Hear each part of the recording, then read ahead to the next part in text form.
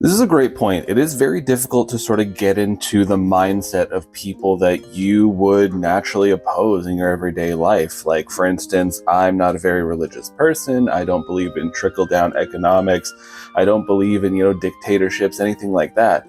But if you go and do a little bit of research onto why these people think like this, often it's quite flawed for some of like the very overzealous arguments.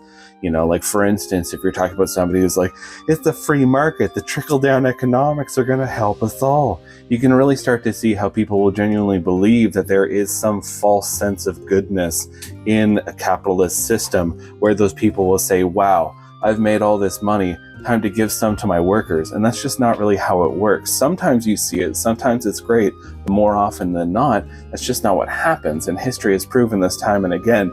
But you have these people who so desperately want to believe that they can get ahead, they can get forward, that there's going to be some quick fix. And so it's easy to sort of jump into that mindset, right?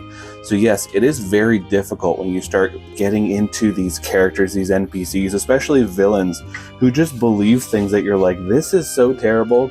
There's no way that I would ever believe this in my real life. So just try to do a bit of research into how these flawed thoughts really start and how they start growing.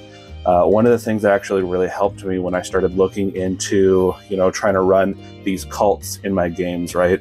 Trying to have these organizations grow up and try to become like their own unified places where people can go to try to find some escape. My spouse was watching a lot of these documentaries that were sort of diving in, like how they grab people at first, how they build it, how they have the different layers, and how there's like just essentially the brainwashing that goes on and the isolation from your family, your friends, and all that.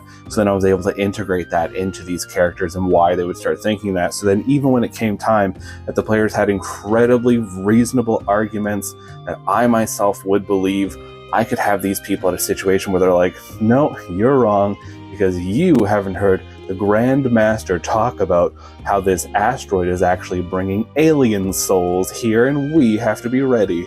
Like they could just fall into this whole thing. So the best thing I can suggest is when you are trying to have certain kind of characters, certain kind of ideologies that you are just opposed to, do a little bit of research into how they get to that point, or try to think of like the justification. Even like you're looking at things like when everybody was watching all the Marvel movies, everybody's talking about Thanos wanting to take out half of everything. Think about the justifications there. Attack on Titan, everyone's trying to justify Eren Yeager's perspective on it all. Try to look into all these different weird, warped, twisted, starts with good intentions, maybe moments, and that's how you're going to get a proper mindset for these villains.